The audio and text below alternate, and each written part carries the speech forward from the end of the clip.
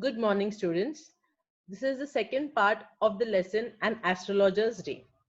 In the previous video, we saw the first part of the story where the author provides a sense of setting background without providing any real information about the astrologer. In very broad terms, the daily activities of astrologer are told, how he sits with his things, how he carries on with his occupation, and the entire setting or the description of the astrologer was given in the previous part. Let us continue to the next part of the lesson. He had left his village without any previous thought or plan.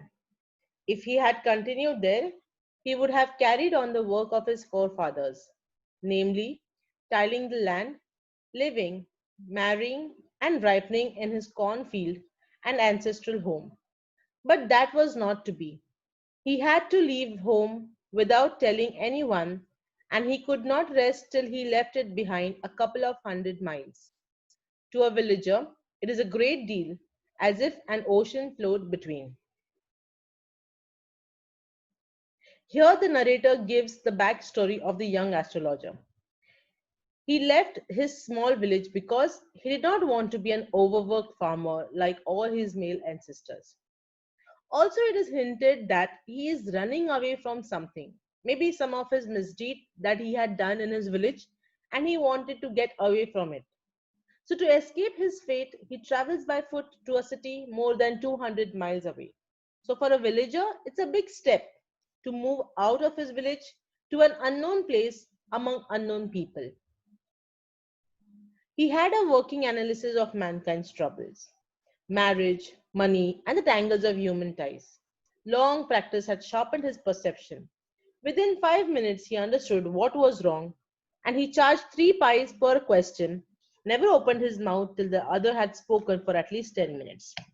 Now, here the author is saying that this astrologer had answer to every question, whether you had problems regarding your marriage, whether you had problems regarding money, or other human ties. So he had practiced this, he had sharpened his skills through perception. He would observe the person, and for within 5 minutes, he was able to tell exactly what was going wrong. And for this entire thing, to answer one question, he would charge 3 pies.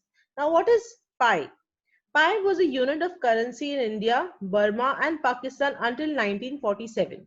After 1947, we changed our rupee system and it was the smallest currency unit. So, in that time, when this entire setting is written, R.K. Narayan has used the amount which was used by people then. So he charged 3 pies per question, never opened his mouth till the other had spoken for at least 10 minutes. Now, what happened during this time? Once the person came and sat in front of him, the astrologer would take his palm and keep staring at him. While he did that, the person who came to him was definitely uneasy. So he would start talking and telling this astrologer whatever was going on in his mind.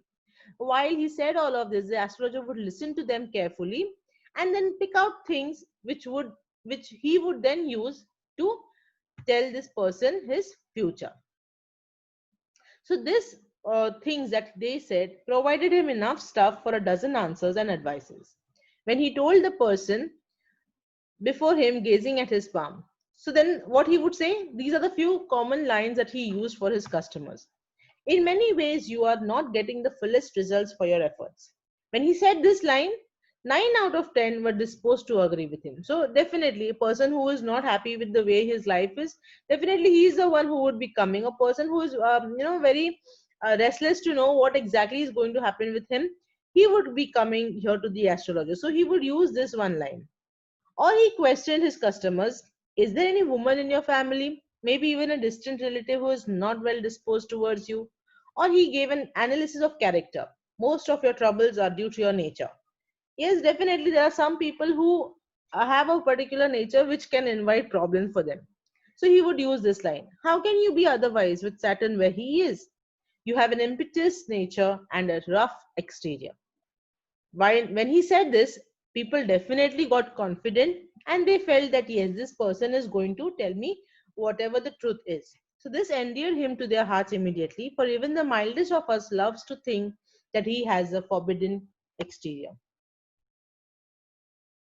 Now, here what has happened is throughout this part, okay, we see that the author uses omniscient narration. Now, what is omniscient narration? Omniscient narration is nothing but it's a technique of narrating text in third person. So it is not the characters exactly, but the author himself or the third person will be narrating the entire events in the story. So till here we have all the omniscient narration happening. From here further we will see that the text gives way to dialogue. Okay. Let's see. The nuts vendor blew out his flare and rose to go home.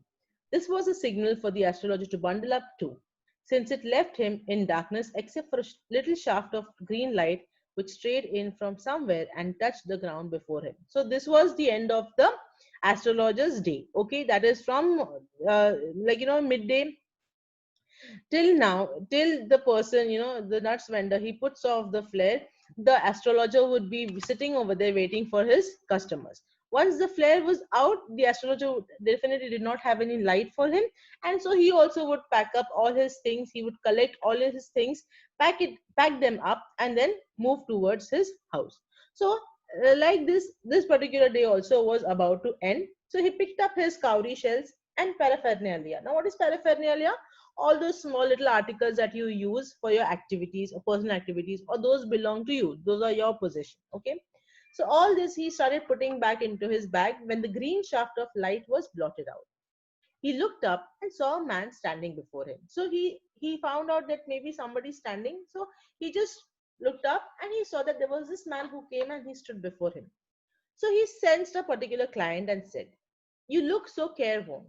It will do you good to sit down for a while and chat with me." Now, here one more characteristic of this astrologer we get to know. That is, even when he was packing to go home, he did not tell this man to go away and come another day. But he definitely put back his bag and he told this person that since you look so worried, I think we should have a chat. Okay, so he tells him to just sit down, and this astrologer was ready to help him.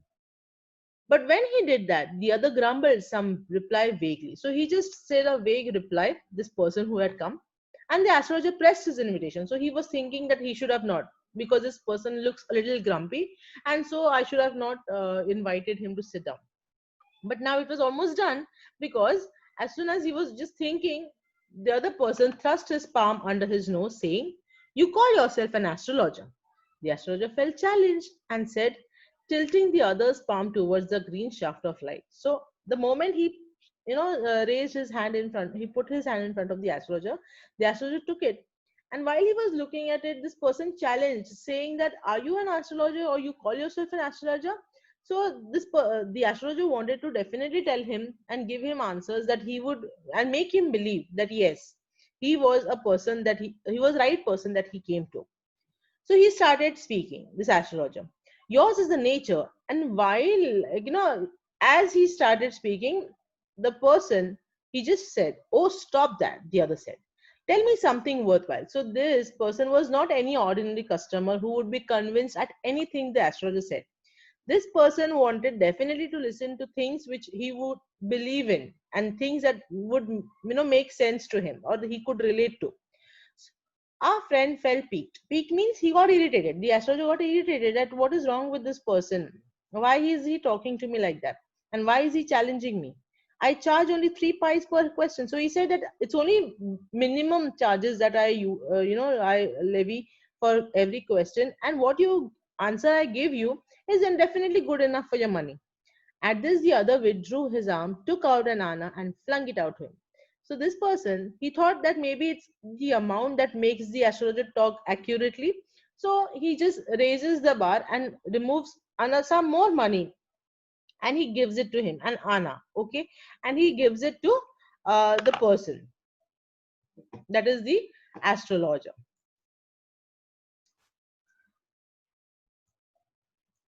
Now, what is an anna? Anna, one anna means 12 pies. Okay, so earlier he was charging 3 pies per question, but this person was ready to give him anna, that is 12 pies per, like, 12 times more, okay, of what he was saying. So he flung it out to him, saying, I have some questions to ask. As if I prove you are bluffing. You must return that Anna to me with interest. So he says, okay, I'm ready to give you this much amount. Okay, I'm ready to give you one Anna. But if you prove to be bluffing, if you say things which I do not cannot relate to or which I cannot believe, then you have to give back that Anna with interest. So this person says, okay, if you find my answer satisfactory, will you give me 5 rupees? Now he's going on raising the amount. Why do you think he's doing that? Because definitely the astrologer did not want to entertain this person, and hence he thinks that if I demand more money, this person would turn down the offer and just walk away from him. So he demands for 5 rupees, and the person says no. Then he compromises for 8 annas. He says, okay, then you give me at least 8 annas. Then the customer says, all right, provided you give me twice as much if you are wrong. So again, he puts the challenge saying that if I give you 8 annas, then you're going to give me double of what I gave. That is 16 annas you're going to give me back if you are wrong. The pact was accepted after a little further argument. And since this person seemed to be so adamant, the astrologer also was ready to take up the challenge. And then he sent up a prayer to heaven as the other lit a cheroot. The astrologer caught a glimpse of his face by the matchlight. There was a pause as cars hooted on the road. Jutka drivers swore at their horses, and the babble of the crowd agitated the semi darkness of the park. So, what has happened here? The astrologer treats his clients like any other. Okay, like he's treating this client like any other, and he begins with the same comment, only to find that this person is not he's someone unusual, and he's aggressive, and he's mean spirited. And so the client, when he insists on his money's worth and states that the astrologer does not tell the truth, he should not only return the money but give him an extra one. So he challenges the astrologer. So the astrologer has no choice but to accept to the terms and conditions. So the stranger starts smoking while the astrologer begins his process. And definitely from this entire text, we get to know that the stranger is clearly aggressive and rude. Okay. The other sat down, sucking his cheroot, puffing out, sat there ruthlessly. The astrologer felt very uncomfortable. Okay, so he was person who was, who has challenged the astrologer, and hence the astrologer definitely knew that he could not use any of his guesswork or shrewd work over here, shrewd guessing, in order to convince this person over here, this customer, this person, this stranger, this customer is definitely someone extraordinary, okay, someone unusual, and he was hence very uncomfortable, thinking that he should definitely make him convince. Here, take your Anna back. I'm not used to such challenges. So because it was making him so uncomfortable, he finally gave up and he said, okay, you take this Anna back and I don't want to accept any challenge. It is late for me today. He made preparations to bundle up. So he just said, no, I'm not carrying on with this. It's getting very late and I have to return home. So he just wants him to go away. The other held his wrist and said, you can't get out of it now. You dragged me in while I was passing. The astrologer shivered in his grip and his voice shook and became faint. Leave me today. I will speak to you tomorrow. The other thrust his palm in his face and said, challenge is challenge. Go on. The astrologer proceeded with his throat drying up. There is a woman.